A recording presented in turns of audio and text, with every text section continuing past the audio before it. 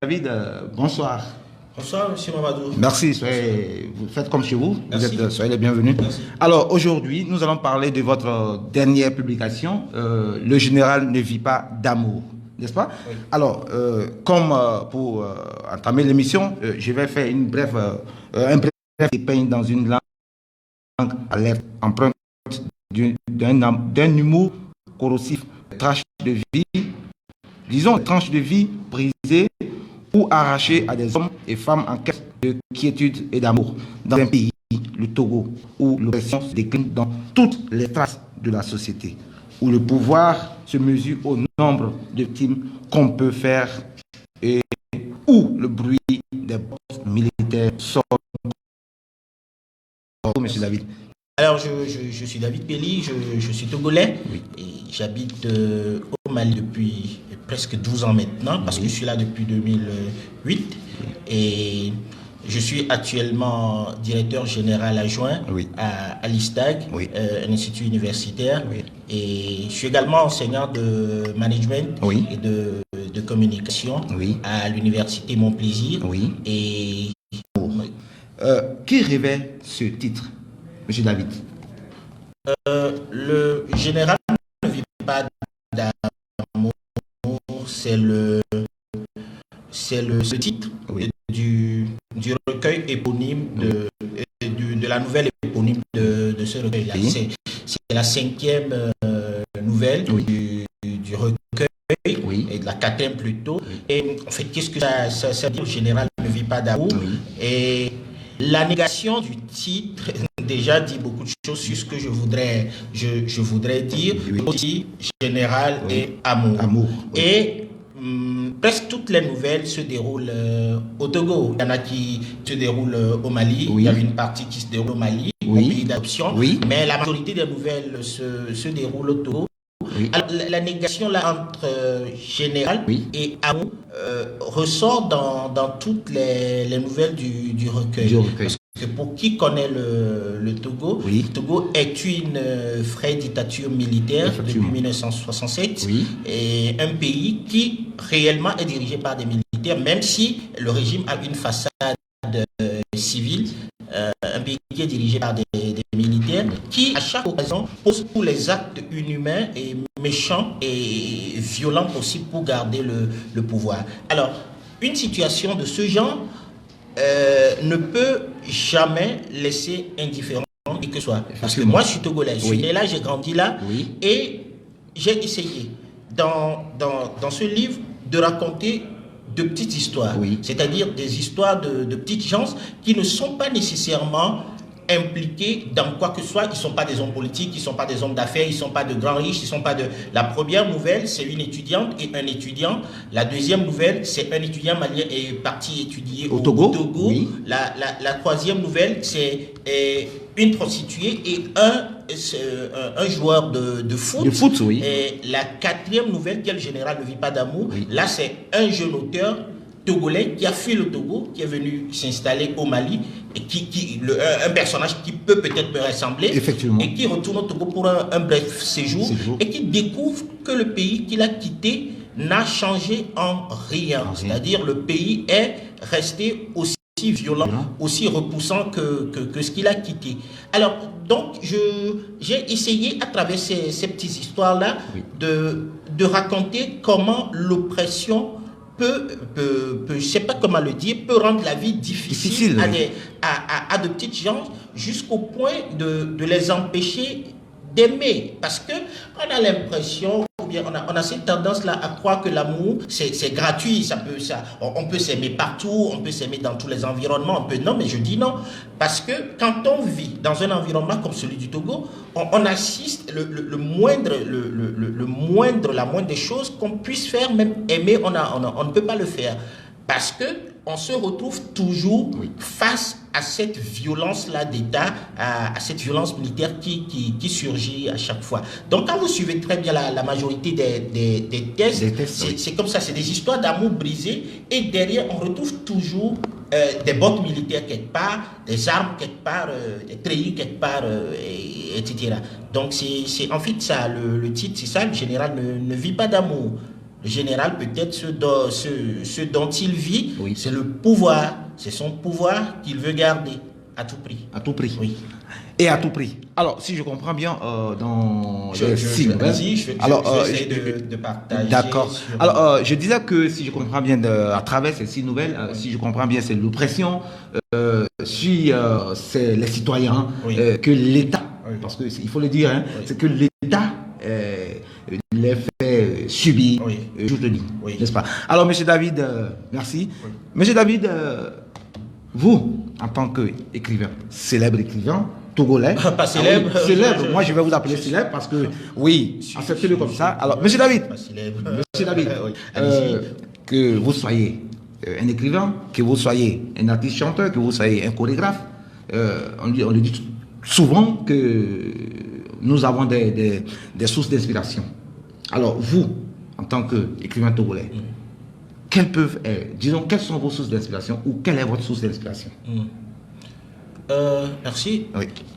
Ma source d'inspiration, et d'abord il faut peut-être dire que on pourrait peut-être me classer parmi ces auteurs-là qu'on appelle des auteurs réalistes. Oui. C'est-à-dire, je décris beaucoup plus le réel dans ce que je fais. Oui. Je fais peut-être pas la science-fiction, je n'écris pas des tests, je sais pas quoi, je suis réaliste. Oui. C'est-à-dire, je décris tout ce qui se passe autour Autour de de moi. nous, oui. C'est pourquoi la plupart de mes tests soit se passent au Togo, au Mali, Mali, oui. parce que c'est les deux pays au monde que je connais le mieux. Donc mes sources d'inspiration, Oui. c'est autour de moi, tout ce que je vois, ça m'inspire. Effectivement. Ça m'inspire. D'accord. Donc, je puise mon inspiration un peu partout, du réel. Du réel. Oui. D'accord. Alors, derrière ce titre ironique, le général Vitamou se dévoile une image du Togo actuel en proie aux violences politiques, rivalités ethniques et conditions misérables de tout un peuple. Est-ce que, comme on le dit très souvent, un auteur ou un écrivain doit être à mesure de porter le fardeau qui pèse sur la société, sur la société dans laquelle l'auteur vit, en fait, afin de donner ou dénoncer les inégalités qui se trouvent? Est-ce que c'est ce que Je vois l'avenir un système qui combat, qui défend une cause. Moi, je trouve que c'est le travail que fait un écrivain. Peut-être beaucoup n'accepteront pas, mais est un peu trop désolant par rapport à certaines réalités. On prend par exemple des gens qui commencent à tirer sur un peuple. Oui. Et comme ça se passe, qu'est-ce que l'auteur fait? Un écrivain, qu'est-ce qu'il fait? Il s'indigne, il dénonce comme ce que je fais tous les jours. Oui, oui. Mais le mal persiste. Effectivement. Le mal persiste. Oui. C'est vrai que à un moment, il faut poser le problème. Il faut, quand on est incapable de faire quoi que ce soit, il faut au moins s'indigner parce que c'est la dernière des choses qu'on puisse faire. Et il faut au moins s'indigner. Mais je n'aime pas trop l'étiquette d'écrivain engagé parce que je me dis, c'est pas ça ce que je voudrais faire en fait. C'est pas ça ce que je fais. Moi, ce que je fais, c'est que je vois une situation qui n'est pas normale parce que j'ai un monde rêvé. Parce qu'un auteur, après tout, c'est un rêveur. Et on a un monde qu'on imagine, on a un monde qu'on se représente. Et quand le réel auquel on est confronté n'est pas nécessairement ça, ça nous pousse à écrire, ça nous pousse à dire des choses. Donc, moi, c'est ce que je fais. Je vois autour de moi des choses qui se passent avec lesquelles je ne suis pas d'accord et je le dis. Je le dis, pas nécessairement dans le but de me confronter à qui que ce soit, mais je le dis quand même. Donc c'est ce que je fais. C'est ce que je fais. Il y a des gens qui aiment beaucoup cette citation d'Aimé Césaire. Ma bouche sera la bouche des malheurs, ma voix la liberté de celle qui s'affaisse au casus de l'espoir. Bon, moi je ne suis peut-être pas dans cette prétention-là. Moi, je ne veux pas parler pour qui que ce soit, parce que tout le monde peut parler pour soi, même si tout le monde n'a pas nécessairement une tribune assez forte pour s'exprimer. Mais moi, je pense que l'universalité de l'humain Oui. que je porte en moi. Oui. C'est ça qui s'exprime à chaque fois que je m'indigne, à Oui. chaque fois que je vois quelque chose et je dis, ça ne devrait pas être comme ça. Oui. C'est l'humanité. Donc, nécessairement, ce n'est pas un combat que je suis en train de faire, même si des fois, ça peut être récupéré comme un combat. Effectivement. Oui, oui. Alors, c'est bien entendu. Alors, je rappelle que nous sommes en direct du studio d'Actuel Média. Il y a des gens qui nous ont déjà manqué. En fait, il y a d'autres personnes, disons, il y a certains téléspectateurs qui viennent de nous suivre tout à l'heure. Alors, le général ne vit pas d'amour et de l'auteur togolais du nom de David Kelly, qui est notre invité d'aujourd'hui. Alors, Monsieur David Kelly, il a écrit quelque part dans votre livre, je cite, il n'y a que deux moyens possibles pour rester dans ce pays, être faux ou être mort. Qu'est-ce que vous voulez dire par là? Ça, c'est pas moi qui le dis. Oui. C'est un dans la quatrième nouvelle, le général ne vit pas d'amour. Oui. Alors, peut-être pour ceux qui n'ont pas lu le livre, je vais essayer de dire ce qui s'est passé. Oui. Et le personnage qui a dit ça, et c'est Yao Aziao Vivina. C'est un jeune auteur Oui. togolais qui a fui le Togo parce que, étant chômeur, Oui. il a participé à une manifestation des étudiants chômeurs, des chômeurs, Les chômeurs. qui a dégénéré parce que les chômeurs ont voulu manifester, le pouvoir ne voulait pas qu'ils manifestent, donc ils ont envoyé des policiers, des militaires, les marquer, et les étudiants, les chômeurs ont riposté en lançant des cailloux et tout. Oui. Donc, Yao Aziavivina faisait partie de ce groupe-là qui a manifesté, et comme il y a eu des arrestations et des morts, il a eu peur qu'on l'arrête lui aussi, il a fui du Togo pour venir au Mali. Et à la longue, il est devenu auteur, Oui. et il est invité pour un festival de littérature Oui. au Togo, pour quelques jours. Oui. Et à l'aéroport, il rencontre un de ses anciens camarades de classe, Oui. et qui a eu la chance, dans tout leur groupe d'étudiants, Oui. de trouver un boulot juste après son diplôme. Oui. Et il a trouvé un boulot, et bizarrement, Yao Aziavivina le retrouve en tant qu'évangéliste ambulant, Oui. en train de distribuer des tracts évangéliques Oui.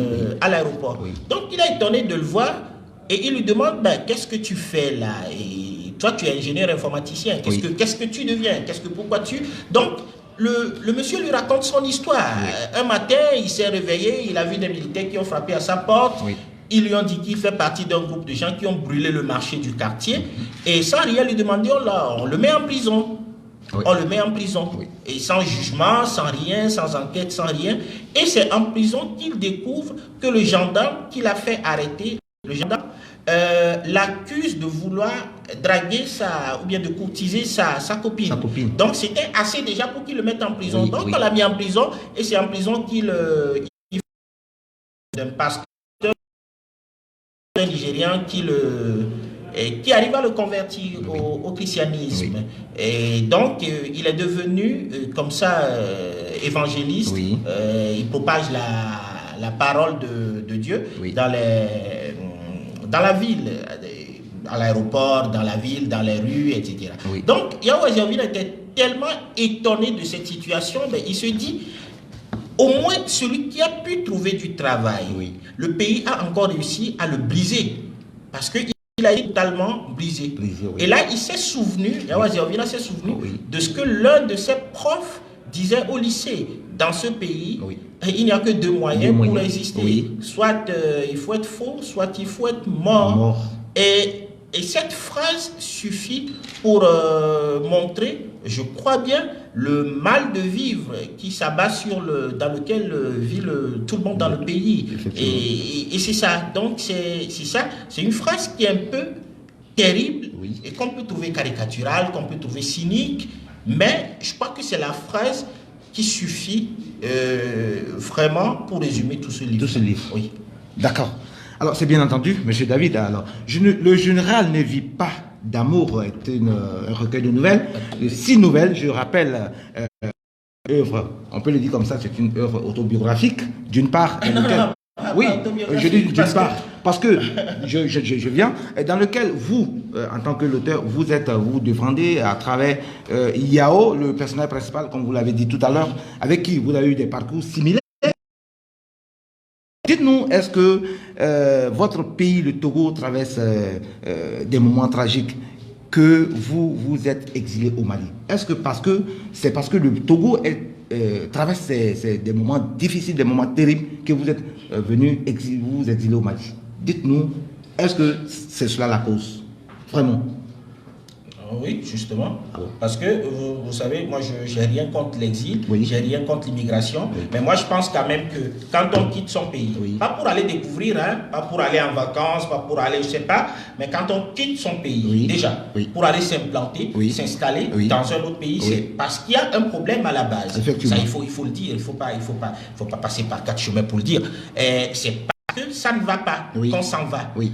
Donc, et moi, oui, c'est un peu comme ça, parce que moi, j'ai quitté le Togo, je suis arrivé au Mali juste pour un stage de 2 mois à la Banque de l'Habitat du Mali. Oui. Et imaginez, j'ai quitté comme ça, et j'ai fait toute cette distance-là Oui. pour un stage de 2 mois. 2 mois. Donc, vous imaginez ce que ça donne, hein?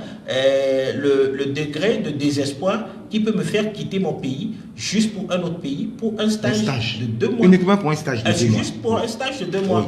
Vous voyez? Et après ça, je ne suis plus jamais reparti.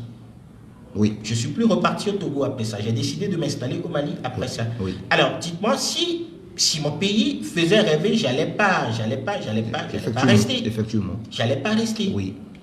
Alors, ça, c'est depuis 2008 que vous êtes là, Oui. vous êtes au Mali. Oui. Voilà. Alors, M. David, on continue. Vous êtes beaucoup optimiste en telle enseigne que vous avez misé sur l'alternance du pouvoir, Oui. si je ne me trompe pas.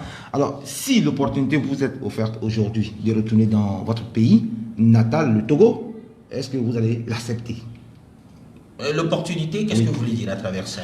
Quand je parle d'opportunité, voilà, vous avez fui, disons, je ne dis pas que vous avez fui, vous êtes venu en exil, Oui. parce que ça ne va pas au Togo. Oui. Et si aujourd'hui, ça va, tout est rentré en ordre, Oui. est-ce que vous allez accepter de rentrer au pays, en fait? Si tout est la première condition, c'est que si Faure Gnassingbé n'est plus au pouvoir. Ça, c'est la première des conditions. Oui. Oui. Si Faure Donc, Gnassingbé, oui, allez-y. Oui, s'il n'est plus au pouvoir, Oui. est-ce que je vais rentrer au Togo? Oui. Ça dépend. Oui. Ça dépend. Oui. Si je juge nécessaire d'y aller, je vais y aller. Oui. Donc, si je comprends bien, toute cette tracasserie là, dans ce pays, c'est dû à Faure Gnassingbé? Bon, c'est parce que Oui. c'est dû à Faure Gnassingbé dans la mesure où c'est lui le président. qui est le président, donc c'est Effectivement. lui qui est le premier responsable Oui, du pays. oui, oui. C'est lui qui est le premier responsable du pays. Oui. Alors, je rappelle que nous sommes aujourd'hui mardi 25 février 2020. Et aujourd'hui, nous avons eu le plaisir d'inviter un auteur togolais résident au Mali depuis 2008, Monsieur David Pelli, j'ai nommé, qui est notre invité d'aujourd'hui. Alors, ceux qui viennent de nous prendre en marche, ceux qui viennent de prendre le train en marche. Alors, aujourd'hui, nous allons parler de sa dernière publication. Le général ne vit pas d'amour est un 6 nouvelles qui est publié aux éditions La Sahélienne. Alors, Monsieur David, vous avez une pensée pour le Mali, on le sent dans votre livre. Hein. Oui. Ainsi, vous avez parlé de Salif Keita, un jeune Malien parti au Togo pour étudier le droit. Et du coup, ce jeune homme est tombé amoureux, follement amoureux de Akso-Fa, la femme... Akwefa. Alors, excusez-moi. Akwefa, la femme d'un redoutable féticheur. Oui. Malheureusement, le périple des deux amoureux se tourna en noir, en fait. Monsieur David, racontez-nous un peu cette fameuse histoire. En fait, le titre du pays captif. Oui. Alors, l'histoire, c'est un jeune Malien qui est envoyé par son père faire des universités de droit au Togo et qui tombe follement amoureux d'une jeune dame, Akwefa, qui est séquestrée dans un sanctuaire par un féticheur, parce que c'est une jeune dame très belle, très jolie, et le féticheur l'a vue, il l'a aimée, et il a voulu d'elle, et ce qu'il a trouvé à faire, c'est de l'envoûter à Akwefa et de faire en telle sorte qu'on lui malade à traiter. Donc, une fois qu'il a fini, il fait, il les deux, Oui. jusqu'à ce que Akoufa tombe enceinte Oui. de Salif Keita. Et là, Salif Keita a voulu la ramener chez lui au Mali. Mais le féticheur s'est opposé. Oui. Et devant je ne sais pas comment le dire, l'instant de Salif Keita, Oui. il a invité Salif. Oui. Il se retrouve seul dans son sanctuaire. Et c'est comme ça. Je ne vais pas donner la fin de l'histoire. Pour garder le suspense pour les lecteurs. En fait, donc, c'est ça. Mais je l'ai précisé dans le titre. Oui. C'est une allégorie. C'est une allégorie. Oui. Ce n'est que l'histoire du Togo. Oui. Vous savez, le Togo ressemble à cette fille à Rufa. C'est-à-dire très jolie. Oui. Et qui avait prometteur.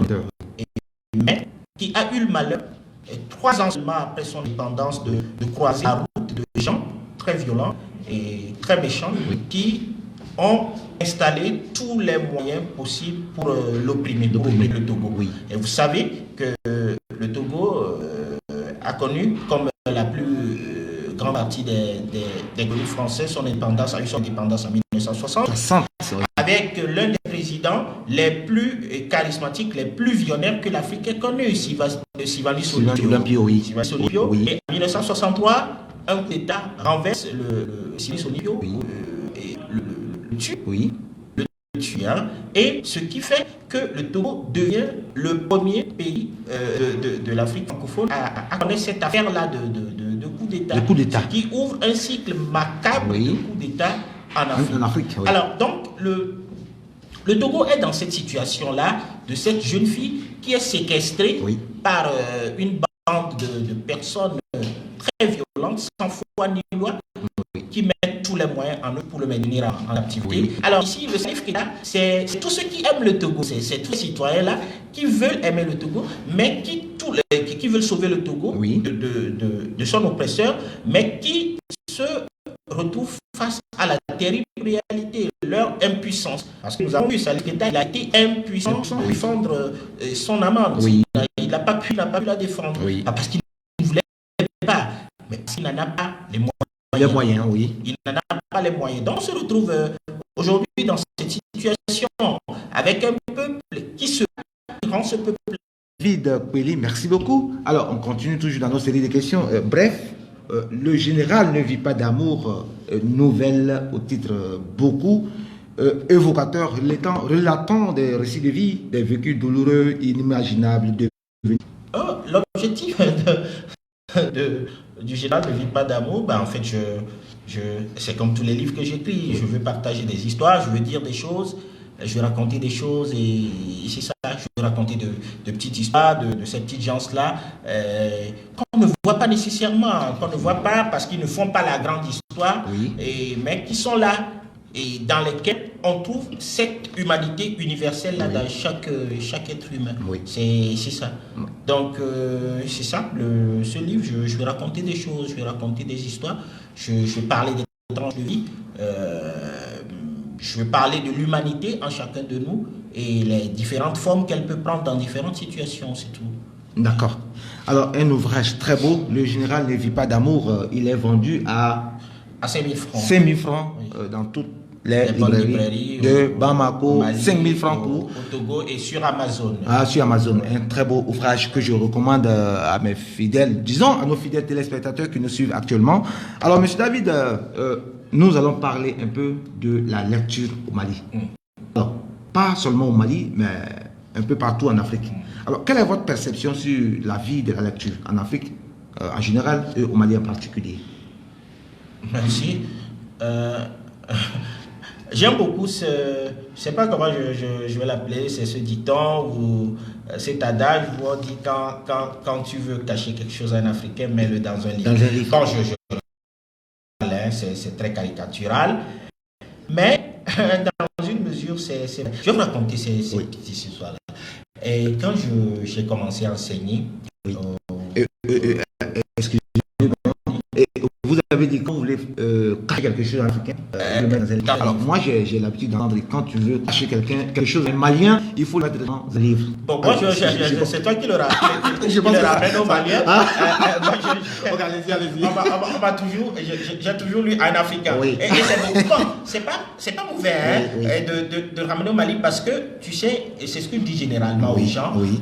Quand je parle du Mali, je parle de l'Afrique, surtout de cette partie francophone de l'Afrique. Parce que, en fait, généralement, cette erreur-là, on réduit l'Afrique à la partie francophone subsaharienne, c'est-à-dire Mali, Sénégal, Congo, Côte d'Ivoire et tout. On fait cette mauvaise lecture-là. En fait, l'Afrique, c'est pas ça. En fait, on dirait même l'Afrique, ça n'a rien à voir avec ça, l'Afrique d'aujourd'hui. Oui. Parce qu'on a quand même une Afrique qui, même si elle n'est pas aussi flamboyante que ça, n'est pas au niveau des pays africains francophones subsahariens. Oui. Donc, quand nous prenons par exemple les pays anglophones, le Ghana, le Nigeria, le Kenya et tout, c'est pas au même niveau que nos pays. Alors, je reviens à la question. Oui. Donc, on dit, quand tu veux cacher quelque chose à un Africain, mets-le dans un livre. Donc, oui. Je disais, c'est un peu caricatural, hein, mais c'est pas aussi faux que ça. Il y a beaucoup qui expliquent ça par le fait que nous avons toujours été une civilisation nous n'avons pas été une civilisation d'écriture parce que nous avons beaucoup plus une civilisation de l'oralité. Ça, c'est ce qu'on dit, oui. Qui n'est pas très faux, mais pour moi, qui n'est pas trop vrai d'ailleurs. Oui. Alors, je disais, je voudrais vous raconter cette petite histoire. Quand j'ai commencé à enseigner au Mali, oui. Mes premiers étudiants, j'avais remarqué qu'ils avaient tellement de lacunes en français. En français. Alors, qu'est-ce que j'ai fait? J'ai choisi les 10 meilleurs et je les ai amenés au Centre culturel français, oui. À l'Institut français, oui. Où je leur ai fait de ma propre poche les cartes d'abonnement pour retirer des livres et lire et tout. 2 mois après, oui. Quand je leur ai demandé, et donc le jour où on est parti retirer les livres, oui. Le jour où on est parti plutôt faire leur carte, ils ont pris 2 livres chacun, parce que l'abonnement donne droit à 2 livres, oui. Pour 2 semaines. Oui. Alors, ils ont pris les 2 livres, et 2 mois après, je leur ai demandé, vous avez fini, est-ce que vous avez pris d'autres livres? Oui. Vous savez, sur les 10, oui. Il y a 8 qui n'ont pas retourné les livres qu'ils ont pris. Il y a 2 qui ont retourné, qui n'ont plus pris d'autres livres. Donc, vous voyez combien c'est terrible. C'est terrible. C'est-à-dire, ils n'ont pas lu. Aucun d'eux n'a lu. Et le deuxième constat que j'ai fait, quand je vais parce qu'avant, j'allais à la Bibliothèque nationale oui. Qui est juste à côté ici. Oui. Je suis étonné de ne pas y voir des étudiants. Il n'y a personne. Ça ne bouscule pas. Il n'y a personne là. Oui. Et je trouve ça étonnant. Je trouvais ça tellement étonnant. Mais j'ai fini par comprendre que les gens, ils ne lisent pas beaucoup plus. Je ne sais pas. Aux parents, aux étudiants, ça va être un très long débat. Oui. Mais je pense quand même oui. Que s'il y a une responsabilité, la première des responsabilités, je reviendrai toujours à la responsabilité à nos égards. Oui. Il y a rentrée littéraire oui. qui vient de finir. Effectivement. Et on a invité de très grands auteurs qui oui. Sont venus. Hein, oui, oui. Samy Tchak, oui. Pascal Kramer, oui. Pourquoi j'oublie son nom, l'haïtien d'Alembert. D'Alembert, oui. D'Alembert, oui, oui. Et de très grands auteurs oui, qui sont venus oui. Et qui ont sillonné des écoles, des lycées, pour parler de lecture, pour parler d'écriture oui. Et tout. Imaginez. Oui. Quand ils découvrent ces auteurs, c'est vrai, ça ne va pas automatiquement les changer oui. En lecteurs, mais ça change au moins quelque chose. Oui. Oui. Le fait de se retrouver devant des auteurs, oui. Vous lisez des livres, vous causez avec eux et tout, ça change quelque chose à ces enfants. Oui. Mais imaginez que durant toute l'année, oui. On organise des événements de ce genre 10 fois, 15 fois, 20 fois. Et qu'on sillonne, que ces auteurs-là sillonnent les écoles, sillonnent les universités pour... Bon, je dis, ça va changer quelque chose, ça va bouger quelque chose. Mais le problème, la culture représente l'État. Les budgets alloués à la culture ne représentent rien. Donc, il n'y a pas ces festivals, il n'y a pas de séminaires, il n'y a pas d'ateliers, il n'y a rien, il n'y a pas de rentrée littéraire, il n'y a rien. Des étudiants et des élèves qui sont là, personnellement dans l'écriture et tout. Bon, je me dis, ça ne peut pas faire des émules, ça ne peut pas créer des vocations. Effectivement, oui. Effectivement. Ça ne peut pas créer des vocations. Oui. Alors, M. David, ce désintéressement à la lecture, est-ce que est-ce que ça doit avoir des causes, n'est-ce pas, des causes profondes. Est-ce que nous, auteurs, vous pouvez citer quelques causes de ce désintéressement à la lecture? Ah oui, c'est ce que je dis. D'abord, je dis, nos États ne font pas ce qu'ils doivent faire. Oui. Donc, nos États ne font pas, ils ne font pas ce qu'ils doivent faire. Quand il s'agit de la construction des bibliothèques, la sensibilisation. Ah oui, la sensibilisation. Des événements culturels, j'invite des auteurs que les enfants voient, qui les fait rêver et tout. Parce que la lecture, ça ne vient pas comme ça gratuitement. Effectivement. Moi, par exemple, je suis enfant d'enseignant. Oui. Donc, mon cas est un peu différent. Parce que moi, j'ai grandi au milieu d'une bibliothèque, à côté d'une bibliothèque. J'ai grandi au milieu des livres. Et mon père me mettait des livres entre les mains, je lisais, j'avais assez à l'écouter, je prenais tout ce que je voulais lire et tout. Et c'est ça, comme ça, c'est comme cela que mais tout le monde n'est pas enfant de quelqu'un qui aime. Le seul endroit où ils peuvent trouver des livres, c'est dans des bibliothèques, c'est dans les écoles pendant des manifestations littéraires, c'est dans des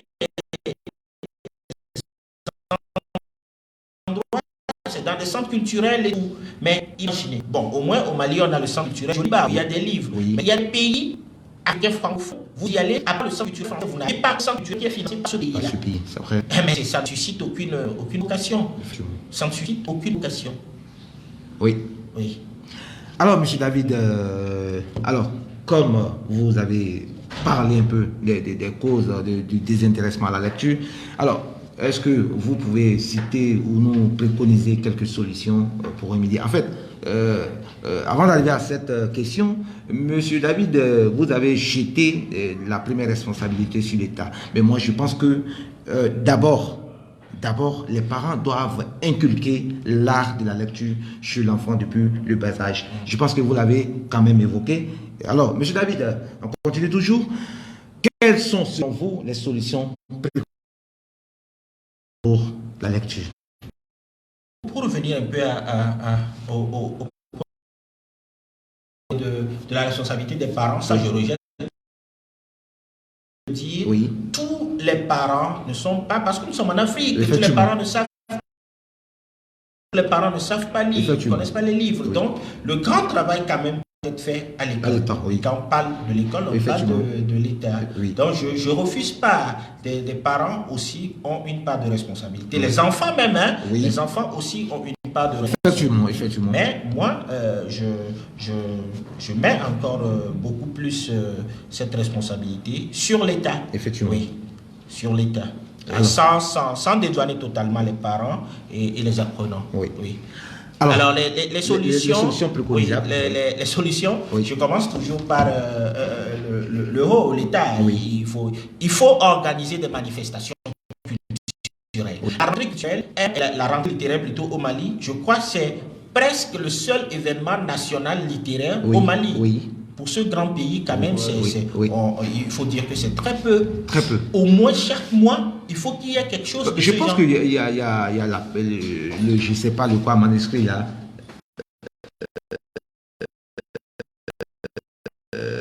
Qui est programmé pour ce mois ou le mois de mars. J'en ai jamais entendu. La foire au manuscrit. La foire au manuscrit, la foire au manuscrit, qui est jeune, qui est une initiative. Effectivement. La foire au manuscrit, oui, mais c'est pas encore suffisant. C'est pas suffisant. J'ai vu sur le programme de la rentrée littéraire que les étudiants étaient localisés et tout, mais c'est pas encore suffisant. Il faut dans le coin le plus reculé, dans le coin le plus reculé de Caille, puisse avoir l'occasion de rencontrer Sami Tchak, de rencontrer Pascal Kramer, de rencontrer D'Alembert, de rencontrer Annie Liveret, c'est-à-dire de rencontrer des auteurs qui leur donnent des rêves, qui donnent des ambitions. Mais quand on attend toute une année et une seule fois on fait des auteurs qui sont cantonnés pendant la plus grande partie du festival à Bamako, dans certaines écoles seulement, je crois que c'est un peu difficile. Mais moi, je profite également de l'occasion de tirer chapeau à M. Aya Ibrahima, qui est l'organisateur de la rentrée littéraire du Mali, qui fait un travail remarquable depuis une dizaine d'années. Effectivement. Je crois qu'il en fait beaucoup. Si l'État et les institutions peuvent l'épauler pour que des initiatives de ce genre-là puissent se multiplier, c'est bien. Oui. Bien, en plus de ce que vous avez dit, moi je vais ajouter quelques solutions. Comme on le voit en Côte d'Ivoire, dans certains pays, au Sénégal, peut-être même au Togo, il y a des écrivains qui organisent des colloques, des concours entre les jeunes pour découvrir les meilleures plumes. Ça serait un peu mieux au Mali. Alors, M. David, merci beaucoup. Je rappelle une fois avec l'auteur togolais, Monsieur David Pelly. David Pelly, pas Monsieur David Pelly. Autant pour moi, Monsieur David Pelly. Alors, nous sommes aujourd'hui avec David Pelly, auteur de plusieurs ouvrages, dont celui-ci intitulé Le général ne vit pas d'amour, une nouvelle de 6 nouvelles, qui est vendue partout, dans toutes les librairies du Mali, un peu partout au Togo également, au prix de 5 000 francs. Un très beau ouvrage. Et sur Amazon aussi. Sur Amazon, celui-là. Merci beaucoup. Alors, M. David, nous continuons. Alors, comme le disait Nelson Mandela, un peuple qui lit est un peuple qui gagne. Oui. M. David, est-ce que un peuple qui lit vraiment est un peuple qui gagne? Oui, moi je ne peux répondre que par oui. Bon, vous savez, je ne suis pas peut-être ce qui vous dirait que la lecture est indispensable, ou je ne sais pas, ou quand on ne lit pas, on va mourir. Non, la lecture ne fait pas partie des besoins vitaux. Ça, il ne faut pas qu'on exagère. Et on peut ne pas lire et vivre. Mais la lecture, elle est très importante. Très importante. Pour un peuple qui veut vraiment, être un peuple debout, qui est vraiment conscient des enjeux, je crois qu'il faut lire. Il faut lire. Parce que lire, non seulement ça cultive, mais ça permet de faire quoi? De pouvoir, je ne sais pas comment le dire, comprendre facilement certains enjeux et y répondre. Donc, je pense quand même que Nelson Mandela n'a pas tort. Un peuple qui lit est un peuple qui gagne, Alors, merci, M. David. Donc, c'est une affirmation que vous appuyez. Oui, déjà. Alors, merci beaucoup, M. David. M. David, disons, je ne dirais plus monsieur, excusez-moi, David, nous sommes presque au terme de l'émission. Monsieur, disons, excusez-moi encore. Allez-y. David. Alors, vous avez commencé avec monsieur David, donc terminé avec monsieur David. Alors, monsieur David, nous sommes très ravis de vous avoir aujourd'hui à nos micros. Alors, monsieur David, vous, étant, disons, en tant qu'écrivain, on le dit très souvent, le boulanger vit de l'argent, du pain qu'il fabrique quotidiennement. En tant qu'écrivain, est-ce que vous vivez de votre art, de l'écriture? Est-ce que vous vivez de votre plume? Vous avez déjà la réponse à votre question. Ah bon? Quand vous prenez les écrivains, même dans les pays qui lisent, même dans les pays qui lisent, il y a très très très peu qui vivent de leur plume. Il y a très peu qui vivent de leur plume. Et ça, il ne faut pas se cacher cette vérité-là. Il y a, je ne sais pas si ça fait 1%, ça ferait même 1%, je ne pense pas. Non, peut-être 2 pour 1000, 3 pour 1000, je ne sais pas, qui vivent moyennement, qui peuvent vivre moyennement de leur... Alors, ne parlons pas de pays où, je ne sais pas, de nos pays, où les gens, on ne peut pas vivre de ça. Dans nos pays. Et pour vous raconter cette petite histoire-là. Oui. C'est juste pour ça qu'après le bac, j'ai refusé les études de lettres parce que je me disais, avec ça, je vais déboucher nécessairement sur quelque chose qui a rapport avec l'écriture. L'écriture. Bon, moi, je voulais faire un truc qui me fasse gagner de l'argent, qui me fasse vivre, quoi. Effectivement. Donc, c'est ça, je ne vis pas de ma plume. Non, j'ai mon travail que je fais. D'accord. Oui. Alors, merci beaucoup, monsieur David. Merci. Monsieur, j'ai autant pour moi, David. Non, comme je dis, tu as commencé avec ça, il faut finir avec ça. Non, David. Alors, monsieur David dit, disons, parmi tous les invités qui sont passés ici, les écrivains, les slammeurs, un artiste ne peut pas vivre de son art au Mali. Alors, c'est triste, c'est triste. Alors, ceux qui viennent de nous prendre en marche, je rappelle que nous sommes en direct du studio d'Actuel Média et avec un écrivain togolais du nom de David Kpeli, auteur de plusieurs ouvrages dont Le Général ne vit pas d'amour, un recueil de nouvelles, de 6 nouvelles. Alors, je vais quand même brancher un peu. Monsieur David a une nationalité togolaise, Yao. David Kpeli vit depuis 2008 au Mali, où il est directeur des études à l'Institut supérieur de technologie appliquée et de gestion de Bamako et enseignant de management et communication à l'université Montplaisir de Tunis à Bamako, auteur de 4 recueils de nouvelles, d'un recueil de chroniques politiques et de centaines d'articles publiés dans la presse et dans les ouvrages collectifs. Il est lauréat du prix littéraire France-Togo 2010 pour le manuscrit de son roman L'Ange retrouvé et du prix de la meilleure nouvelle de langue française du festival Plume francophone 2012, Lomé 2012, pour la nouvelle La prophétie de la belle de nuit qui figure dans ce recueil. Monsieur David, bravo, bravo, bravo. Alors, monsieur David, vous êtes au Mali depuis plus de 10 ans. Plus de 10 ans. Alors, aujourd'hui, ce pays se trouve dans un gouffre inimaginable. Alors, quelle est votre perception sur ce qui vit ce pays actuellement?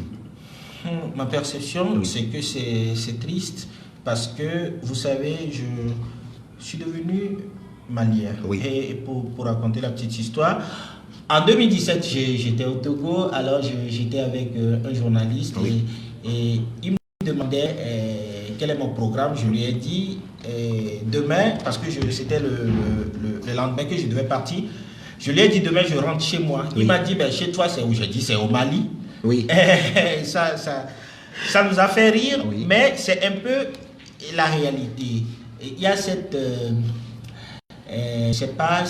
proverbe-là de mon peuple qui dit le mouton en broute là où il est attaché. Oui. Voilà, donc je fais partie aujourd'hui du Mali. Oui. Je suis dans une grande mesure malienne. Oui. Donc tout ce qui se passe au Mali, c'est automatique que ça me touche directement, comme tout ce qui se passe au Togo. Oui. Alors,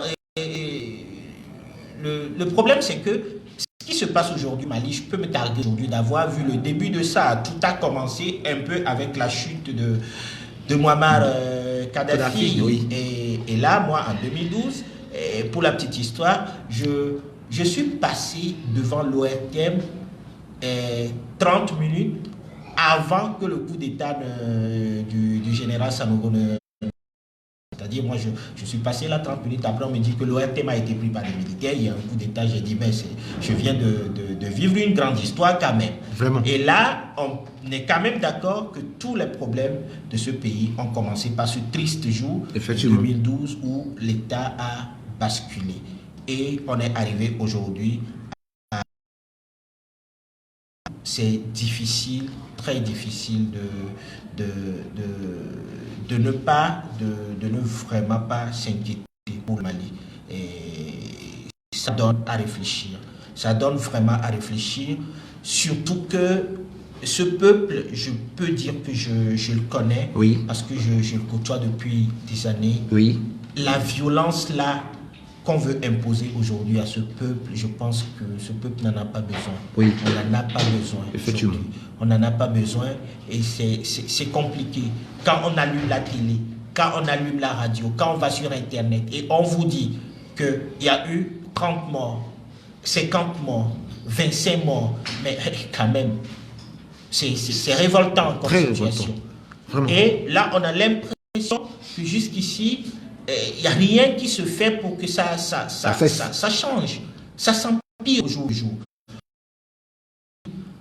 On ne sait pas où va ce pays et c'est triste. Si vous me demandez aujourd'hui tout de suite quelle est la solution, je ne pourrais pas vous dire quelle est la solution. Parce que je n'en connais pas. Je ne sais pas ce qu'il faut faire. Je ne sais pas qu'est-ce qui nous a mis dans ça. Mais je garde droit aujourd'hui dans cet objectif-là et je dis aux dirigeants de ce pays, ceux qui décident des choses, sauvez ce pays. Faites quelque chose quand même pour ce pays parce que c'est trop. Je pense que maintenant c'est trop. Ce cycle infernal de violence-là, je crois quand même que il faut que ça s'arrête parce que ça devient insoutenable. On a l'impression des fois que les morts, c'est juste des chiffres. 25, 30, 40, 50. Ce qu'on oublie, c'est que derrière ça, il y a des veuves, il y a des veufs, il y a des enfants. Il y a des mères qui pleurent à l'enfant. Il y a un seul militaire qui meurt, mais c'est 20 personnes dans la vie, ça sont c'est peut-être 3, 4 enfants dans l'horizon. Effectivement. C'est une femme qui passera des années et des années à pleurer son mari. Oui. Et là, c'est difficile. Je connais ce que c'est, hein, une femme qui perd son en 99. Et ma mère, jusqu'à aujourd'hui, elle n'a pas fini de pleurer mon père. Donc, je vais vous raconter cette histoire. En 2012, quand la crise avait commencé, j'étais en cours à Ecosub, c'est une université privée de Kédougou. Et j'étais en classe quand une de mes étudiantes a vu sur Internet le corps de son mari, qui a été, son mari faisait partie des premiers militaires qui ont été égorgés au nord. Elle a vu le corps de son mari, elle s'est dans la classe, à mon cours. On ne m'a pas raconté, je l'ai vu. Triste. Je l'ai vu. Quand les gens, je ne sais pas, se relever un jour, c'est difficile. Les morts ne sont pas des chiffres. J'ai l'impression qu'on nous parle aujourd'hui, et c'est la même chose qui se passe au Burkina, 150 personnes tuées dans tel village. Mais c'est pas des... Continuer à additionner des chiffres. Quand on parle de mort, c'est pas une question de chiffres, c'est une question de vie qui se brise. C'est une question d'horizon qui s'assombrisse. Donc je regarde encore dans cet objectif-là et je dis aux dirigeants de ce pays, sauvez ce pays. Parce que c'est trop maintenant. Il faut sauver le Mali. Il faut sauver le Mali. Il faut sauver l'Afrique tout entière. Alors, M. David, normalement, vous devez quand même être à mesure de nous donner quelques solutions. Parce que vous l'avez dit tout à l'heure, vous n'avez pas des solutions pour remédier à ces problèmes-là. Les problèmes de coup d'État, les problèmes d'assassinat, de séquestration, ça devient trop, c'est énervant. Vraiment, moi, j'aimerais que, en tant que auteur, en tant que citoyen africain, en tant que, que vous nous donniez quand même quelques solutions afin de freiner cette tuerie. Comme beaucoup le font des fois, en disant des choses sur des choses en disant tout sur des choses qu'ils ne savent pas, parce que c'est des choses un peu difficiles à... Très difficiles. Les gens qui ont la main dans ça, ils savent ce qui se passe. C'est pourquoi je me suis adressé aux dirigeants. C'est eux qui savent ce qui est en train de se passer. Sinon, moi, en tant que citoyen, ce que je dirais aujourd'hui, pour commencer, je demande un peu de sérieux, au moins, de la part de ceux pays, nos pays. Quand on a déjà des pays qui sont à genoux, quand on a des pays qui sont exploités par les puissances occidentales, parce que ça, il ne faut pas cacher ça. On ne peut pas le cacher. Vraiment. Quand on a déjà ça, toute cette situation-là, et qu'on retrouve sur place encore nos dirigeants qui détournent notre argent, et qui font n'importe quoi avec notre argent, et qui ne mettent pas le minimum de sérieux dans la gestion du pays, je pense qu'il y a un problème. Je ne peux pas imaginer aujourd'hui que, malgré la situation dans laquelle ce pays se trouve, on se retrouve encore avec des dignitaires qui détournent de l'argent. L'aide aux réfugiés, l'aide aux militaires, l'aide à ceux qui se battent, l'aide aux orphelins. Il y a toujours quelque part tapis dans l'ombre des gens dans l'administration ou ailleurs.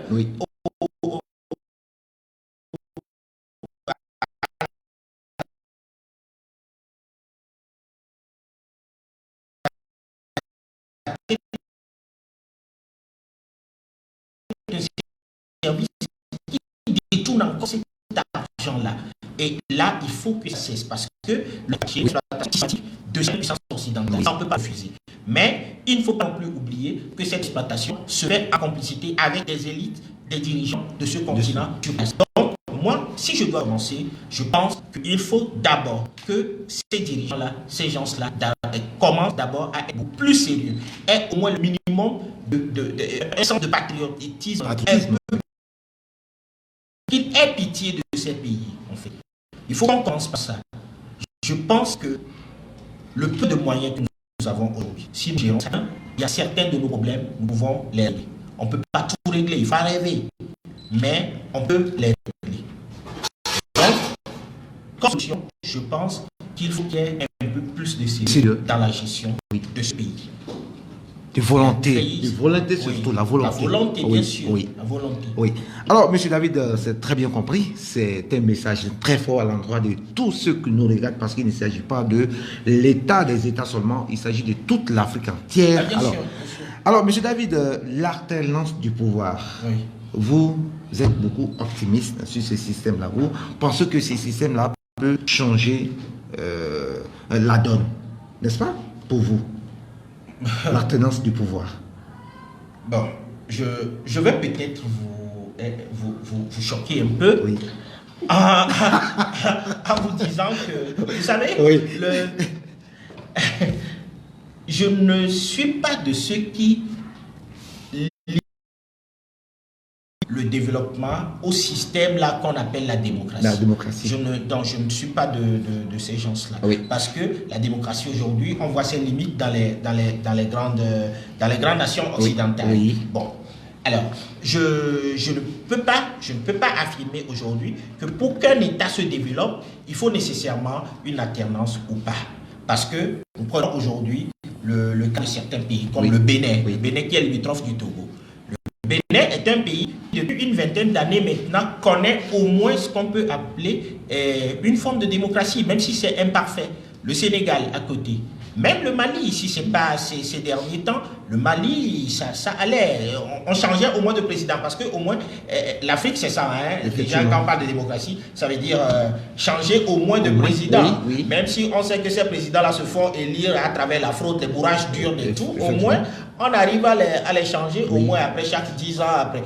Et alors, je disais qu'on a quand même des pays qui pratiquent ce semblant de démocratie, mais qui ne sont pas nécessairement aujourd'hui des exemples de démocratie. Mais au contraire, si nous prenons le Rwanda, avec Kagame aujourd'hui, un pays dont beaucoup d'Africains sont fiers et à raison. Et Kagame n'organise pas des élections crédibles. Il est là depuis une vingtaine d'années. Plus d'une vingtaine d'années. Voilà. Mais on peut quand même dire que il a placé le Rwanda à un niveau qui n'est pas nécessairement le niveau de nos pays. Effectivement. Voilà. Et donc, l'alternance, pour moi, n'est pas nécessairement gage de développement. Mais le cas du Togo, c'est que j'insiste et je pose cette condition parce que c'est un cas qui est spécial. On est depuis 1967 avec une seule famille. Et il y a des Gnassingbé qui est à la tête du Togo depuis 1967 et qui est mort en 2005. Et son fils qui est venu, Faure Gnassingbé, qui est venu au pouvoir en tuant 1000 Togolais. Parce que l'ONU parle de 500, les organisations de droits de l'homme parlent d'1 millier. Les médias parlent de plus de morts que ça. Parce que jusqu'au jour où je vous parle aujourd'hui, il y a des parents qui ne retrouvent pas leur enfant. Alors, si nous prenons cette situation, et il est là depuis 2005, il vient d'entamer son 4e mandat à travers une élection, une parodie qui s'est passée le dimanche passé. Où on a bourré, on a bourré des urnes partout. Et quand on se retrouve devant une situation de ce genre, c'est difficile de ne pas parler d'alternance. Parce que l'état d'âme des Togolais aujourd'hui, c'est que avant qu'il n'y ait pas que ce soit, il faut que ce nom-là quitte la tête de notre État. D'abord. Insultant à un moment quand même. Ça devient insultant. Je ne pose pas le problème de manière. Alors, M. David, le technicien nous fait déjà signe. Nous sommes presque à thème de l'émission. Monsieur David, je rappelle pour une fois de plus que nous sommes aujourd'hui très ravis de recevoir, d'inviter M. David Pelly auteur, il n'aime pas monsieur, mais moi je vais insister, monsieur David Pelli, oui, monsieur David Pelli, qui est auteur de nombreux ouvrages, dont le général ne vit pas d'amour, bébé littéraire paru aux éditions La Sahélienne, qui est vendu un peu partout, qui est vendu partout au Mali au prix de 5 000 francs l'exemplaire. Vous pouvez en avoir un peu partout en Afrique. Pour 5 000 francs, vous avez un très beau bébé. Alors, monsieur David Pelli, disons, David Pelli, quel est vos mots ou votre mot de la fin? Mon mot de la fin, c'est que je dis merci à tous les téléspectateurs de Actuel Média, merci à l'équipe d'Actuel Média. Et pour finir, je réitère encore mon appel aux dirigeants africains. Oui. Je sais que ça va tomber sur... Je suis en train de presser dans un désert, je le sais. Parce que si c'était seulement des mots qui pouvaient les changer, ils auraient changé depuis. Effectivement. Parce qu'on a utilisé tellement de mots. Mais on va continuer à le faire. Pensez à ce continent. Oui. Parce que vous humiliez trop ce continent. Pensez humilier trop ce continent. Donc, je pense que le message, il est très bien compris. Alors, monsieur David, merci d'avoir accepté notre invitation. Merci pour une fois de plus. Mesdames et messieurs, nous sommes aujourd'hui mardi 25 février 2020 et aujourd'hui nous avons eu le plaisir d'inviter M. David Pelli, auteur de nombreux ouvrages dont le dernier, Le Général ne vit pas d'amour. Alors, mesdames et messieurs, nous sommes dans l'obligation de vous quitter. Alors, sur ce, nous vous disons la semaine prochaine pour un autre numéro de la saga. Au revoir. Merci. Merci. Merci. Merci.